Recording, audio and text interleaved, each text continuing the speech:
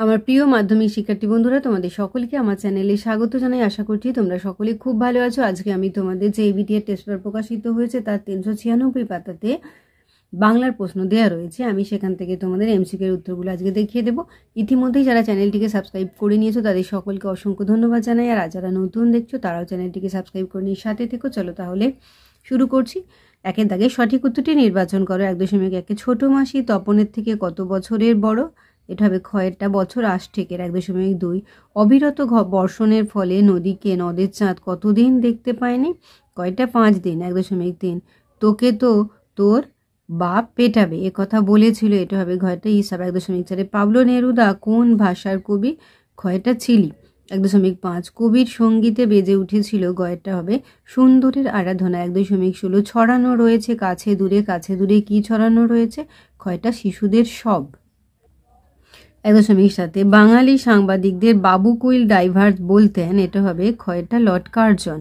1.8 international শব্দটির পরিভাষা বাংলা ভাষায় বিজ্ঞান প্রবন্ধ অনুযায়ী হবে। গয়েরটা সার্বজাতিক। 1.9 কলকাতা বিশ্ববিদ্যালয় পরিভাষা সমিতি গঠন করেছিল। কয়টা?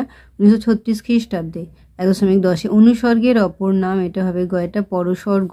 1.11 পণ্ডিতে পণ্ডিতে তর্ক চলছে। চিহ্নিত পদটি হলো। এটা হয়ে যাবে গয়টা ব্যতিহার কর্তা। 1.12 দেখো মন্দিরে বাজছিল পুজোর ঘণ্টা। চিহ্নিত পদটি কোন কারকের উদাহরণ? কয়েকটা অধিকরণ কারক। 1.13 সমাস শব্দের অর্থ হলো কয়েকটা সংক্ষেপ। 1.14 দুর্ভিক্ষ সমাসটি গড়ে উঠেছে। এটা হবে ঘয়েরটা অভাব অর্থে। 1.15 নিত্য সমাসের একটি উদাহরণ হলো গয়েরটা যুগান্তর। 1.16 বাক্য গঠনের শর্ত কতগুলি? এটা হবে গয়েরটা 3টি। 1.17 ভাব বাচ্চে প্রাধান্য পায়।